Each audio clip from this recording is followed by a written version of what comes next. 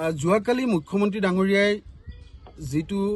বক্তব্য আগবঢ়ালে আমি অত্যন্ত মৰ্মাহত হৈছো আমি লাজ পাইছো কেৱল আমিয়ে নহয় আমাৰ পৰিয়ালৰ সকলো মানুহে লাজ পাইছে কেব চালকসকল অচিনাকি বুলি যেটো শব্দ কৈছে এই অচিনাকি শব্দটো কি উদ্দেশ্যত কৈছে এয়া অসমৰ সৰ্বসাধাৰণ ৰাইজে বুজি পাইছে ৰাইজটো বুৰ্বক নহয় ৰাইজে স্পষ্ট কৰিছে এই কথাটো যে মুখ্যমন্ত্ৰী ডাঙৰীয়াই মুছলমান সম্প্ৰদায়ৰ ব্যক্তিসকলক টাৰ্গেট কৰিছে তেওঁলোকক উদ্দেশ্যে এনে ধৰণৰ মন্তব্য আগবঢ়াইছে কাৰণ ইয়াৰ কিছুদিনৰ পূৰ্বেও একেগৰাকী মুখ্যমন্ত্ৰীয়ে আমাৰ কেব চালকসকলৰ মাজত বিশেষ সম্প্ৰদায়ৰ গৰিষ্ঠ সংখ্যক ব্যক্তি আছে বুলি তেওঁ কৈ থৈ দিছে এতিয়া কথা হল কি মুখ্যমন্ত্ৰী ডাঙৰীয়াৰ মুখত যেতিয়াই কেব চালকৰ বিষয়টো উপস্থাপন হৈছে তেতিয়াই কেৱল মাত্ৰ সাম্প্ৰদায়িক কথা বতৰা আৰম্ভ হৈছে তেওঁ কোনোদিনাখন কেব চালকৰ সমস্যাক লৈ চিন্তা কৰা নাই ইয়াৰ সমাধানৰ কাৰণে ব্যৱস্থাও কৰা নাই শ্ৰদ্ধাৰ মুখ্যমন্ত্ৰী ডাঙৰীয়ালৈ আমাৰ কেইটামান প্ৰশ্ন আছে মুখ্যমন্ত্ৰী ডাঙৰীয়া যদি কেব চালকসকল অচিনাকি হয় তেতিয়াহলে চিনাক্ত কৰাৰ দায়িত্ব কাৰ আপুনি জানিব যে এগৰাকী কেব চালক হ'বলৈ অসম চৰকাৰৰ পৰিবহণ বিভাগৰ পৰা এখন অনুজ্ঞা পত্ৰ লাগে গাড়ী চলোৱাৰ ড্ৰাইভাৰৰ এখন অনুজ্ঞা পত্ৰ লাগে সেই অনুজ্ঞা পত্ৰখন পাবলৈ আধাৰ কাৰ্ড ভোটাৰ আইডিৰ পৰা অন্যান্য যাৱতীয় যি নথিপত্ৰ সকলো আমি জমা দিব লাগে এতিয়া যদি বাংলাদেশৰ পৰা কোনো ব্যক্তি আহি অবৈধভাৱে এই গাড়ী চলোৱা অনুজ্ঞা পত্ৰখন লৈ গাড়ী চলাইছে তেতিয়াহলে অসম চৰকাৰৰ পৰিবহণ বিভাগটো দায়ী আপুনি তদন্ত কৰি তেওঁলোকক শাস্তি দিয়াৰ ব্যৱস্থা কৰক আপোনাৰ ওপৰত সন্দেহ হৈছে মুখ্যমন্ত্ৰী ডাঙৰীয়া আপোনাৰ আশীৰ্বাদ পুষ্ট নহলে অসম ৰাজ্যৰ দিছপুৰ হেন জেগাত বাংলাদেশী ব্যক্তি আহি দবদপাই ফুৰিব নোৱাৰে ৰাজনীতি আপুনি কেব চালকসকলৰ মাজতো কৰিব পৰা নাই ইমান নিকৃষ্ট চিন্তা আমিতো আচৰিত হৈছো আজি দীৰ্ঘদিনে কেব চালকসকলে আন্দোলন কৰিছে প্ৰতিবাদ কৰিছে আমাৰ যন্ত্ৰণা এই আমাৰ আৰ্তনাদৰ ভাষা আপুনি শুনা নাই বুজি পোৱা নাই কিন্তু যেতিয়া আপুনি কথা কৈছে তেতিয়া কেৱল মাত্ৰ আক্ৰমণমূলকভাৱে আমাক সমাজৰ আগত হেয় প্ৰতিপন্ন কৰাবৰ কাৰণে আমাক মানসিকভাৱে আপুনি ভাগি পেলাবৰ কাৰণে কথা কৈছে আমি এখন দেশৰ নাগৰিক এখন দেশৰ সন্তান এখন ৰাজ্যৰ সন্তান একোখনকৈ বাহন কিনি আজি আমি গুৱাহাটীৰ ৰাজপথত চলি আছো চলাব নোৱাৰা অৱস্থা ওলা উবেৰ ৰেপিডো আদি প্ৰতিষ্ঠান আমাক শোষণ কৰিছে আপুনি নীৰৱ দৰ্শক হৈ চাইছে কৰিছে কি কেৱল মাত্ৰ সাম্প্ৰদায়িক বিষবাস্প বিয়পাবলৈ আপুনি চেষ্টা কৰিছে আমাৰ মাজত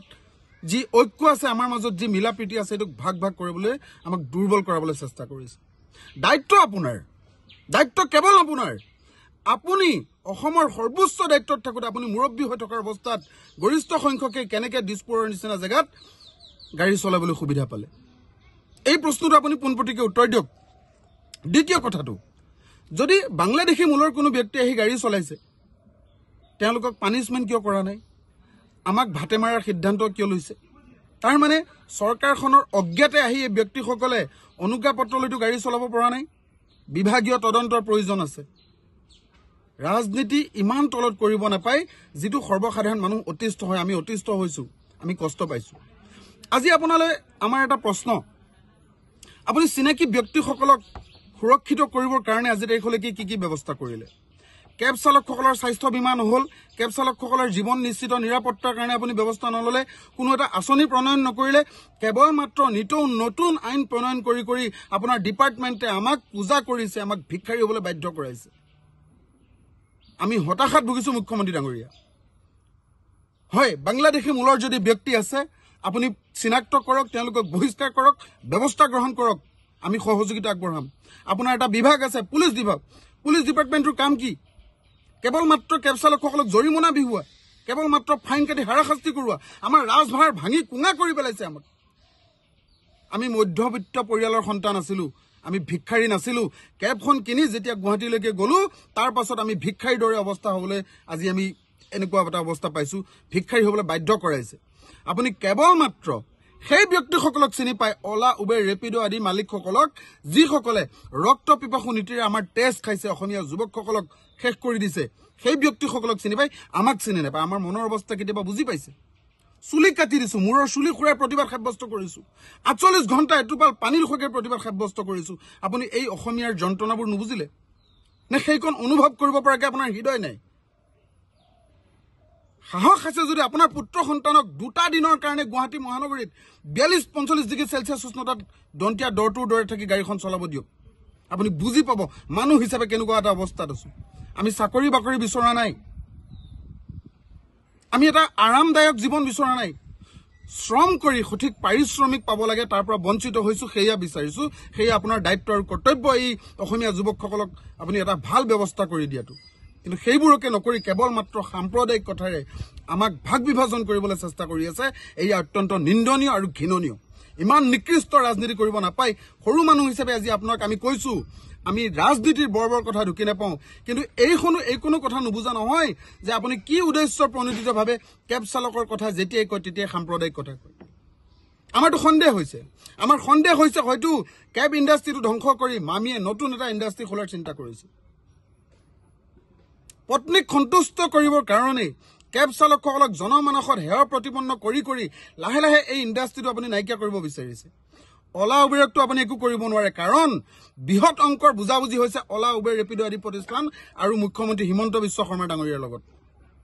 নহলে তেওঁলোকে ইমান অন্যায় কৰিছে, তাৰ পাছতো তেওঁলোকক অসমলৈ চুচুৰাই আনি আপোনালোকে পানিছমেণ্ট কৰিবলৈ সাহস নকৰিল, তেওঁলোকক বন্ধ কৰাই দিব নোৱাৰিলে। চাওক, চুবুৰীয়া ৰাজ্য মেঘালয়ত এই এগ্ৰিগেটৰসকল যাব পৰা নাই, কাৰণ তাৰে মুখ্যমন্ত্ৰীগৰাকী দায়বদ্ধ সেই শ্ৰমিকসকলৰ প্ৰতি, থলুৱা শ্ৰমিকসকলৰ প্ৰতি, থলুৱা চালকসকলৰ প্ৰতি মেঘালয়ৰ মুখ্যমন্ত্ৰী দায়বদ্ধ, দায়িত্ব আছে। তেজ খাবলৈ অনুমতি দিয়া নাই, যিদৰে আপুনি অসমত অসমীয়া ভূমিপুত্ৰসকলক অলা উবেৰ এগ্ৰিগেটৰক লগাই তেজ খাবলৈ আপুনি অনুমতি দিছে। গতিকে মুখ্যমন্ত্ৰী ডাঙৰীয়া, আমাৰ স্পষ্ট কথা, শেষবাৰৰ কাৰণে অনুৰোধ কৰিছো, আমাৰ মাজত যদি বংগমূলীয় মুছলমান ব্যক্তি আহি ভুৱা অনুজ্ঞাপত্ৰ লৈ গাড়ী চলাইছে, তেতিয়াহ'লে তেওঁলোকক ধৰক, চিনাক্ত কৰক, ব্যৱস্থা গ্ৰহণ কৰক। অলা উবেৰ ৰেপিডত যদি ভুৱা ডকুমেণ্ট দি গাড়ী চলাব পাৰে, এই প্ৰতিষ্ঠানকেইটা তাৎক্ষণিকভাৱে বন্ধ কৰি দিয়ক। অসম চৰকাৰৰ পৰিবহণ বিভাগে যদি ভুৱা ডকুমেণ্ট দি এওঁলোকক গাড়ী চলাবলৈ সুবিধা কৰিছে, তাতো আপুনি তদন্ত কৰক, ব্যৱস্থা লওক। কেৱল মাত্ৰ কুটিল ৰাজনীতি কৰি আমাৰ মাজত যিটো সমন্বয়ৰ এনাজৰী, একতাৰ যি এনাজৰী, এই এনাজৰীডাল আপুনি নাভাবিব। আপোনাৰ উদ্দেশ্য আমি স্পষ্টকৈ বুজি পাইছো। আপুনি এনেকুৱা এজন ব্যক্তি, চতুৰ ব্যক্তি, আপুনি কৈছিল যোৱা কিছুদিনৰ আগত যে বাংলাদেশী ব্যক্তি আহিছে, ৰাইজে প্ৰশ্ন কৰিলে, বাংলাদেশী ব্যক্তি যদি আহিছে চিনাক্ত কৰক, বহিষ্কাৰ কৰক, আপুনি নোৱাৰিলে। তাৰ পাছত ক'লে আপুনি সন্দেহযুক্ত ব্যক্তি, ৰাইজে কৈছে সন্দেহযুক্ত ব্যক্তি যদি আপুনি চিনাক্ত কৰক, বহিষ্কাৰ কৰক, আপুনি নোৱাৰিলে। এতিয়া আপুনি কৌশল সলাইছে, কৌশল এইটো সলাইছে যে অচিনাকি বুলি ব্যৱহাৰ কৰিছে। এই অচিনাকি ৱেভ এটা দি আজি আমাৰ ভাতৃঘাতী সংঘাত এটা হৈছে আমাৰ মাজত। আমি ইজনে সিজনক বিশ্বাস কৰিবলৈ টান পোৱা হৈছো। সমন্বয়ৰ এনাৰ্জীডাল ছিগি পেলাইছে। আমাৰ মাজত বিশ্বাসৰ এটা ডিফাৰেঞ্চ আহিছে, গেপ আহিছে। আমি ইজনে সিজনক বিশ্বাসত ল'বলৈ টান পোৱা হৈছো। কেব চালক সমাজখনেও আপোনাৰ কুটিল ৰাজনীতিৰ পৰা সাৰি যাব পৰা নাই। ধিক্কাৰ দিছো আপোনাক। নাপায় একোখন বাণিজ্যিক বাহন কৰিবলৈ গাঁৱৰ পৰা যোৱা এজন চালকে কি অৱস্থাত তেওঁ গোটৰ পৰা লৈছে, খুদত লৈছে, এখন সৰু বৰ বাহন ক্ৰয় কৰিছে, তাৰ পাছত তেওঁ গুৱাহাটীত চলাব গৈছে, আৰু সেই চালকজন আজি ধাৰত পুত গৈ আছে। তেনেকুৱা 18-20 হাজাৰ চালকৰ আজি অসহায় অৱস্থা। আপোনাৰ চকুত পৰা নাই, আপোনাৰ চকুত পৰিছে কেৱল হিন্দু আৰু মুছলমান। আপুনি কৰক, ৰাজনীতিৰ আওতাত থাকি আপুনি হিন্দু মুছলমানৰ সাম্প্ৰদায়িক ৰাজনীতি কৰি থাকক। আমি সৰু মানুহ এইবোৰ কথা বুজি নাপাওঁ, কিন্তু স্বাভিমানেৰে জীয়াই থাকিব বিচৰা আমাৰ দৰে হাজাৰ হাজাৰ চালকক সুৰক্ষিত কৰাৰ দায়িত্বকাৰ আপোনাৰ নে আমাৰ? নে আমি হাতে হাতে দাগ উঠা লৈ দাড়ি টুপি লুঙি পিন্ধা মানুহ বিচাৰি থাকিব লাগিব? গাড়ী চলোৱা বাদ দি দিওঁ, পুলিচক যিটো দৰমহা লৈ আছে আমাৰ চালকসকলক দিয়ক, হাতত দাগ উঠা লওঁ। যিকোনো খবৰৰ বাবে যোগাযোগ কৰক 7099017330 লগতে 7099017110 নম্বৰত।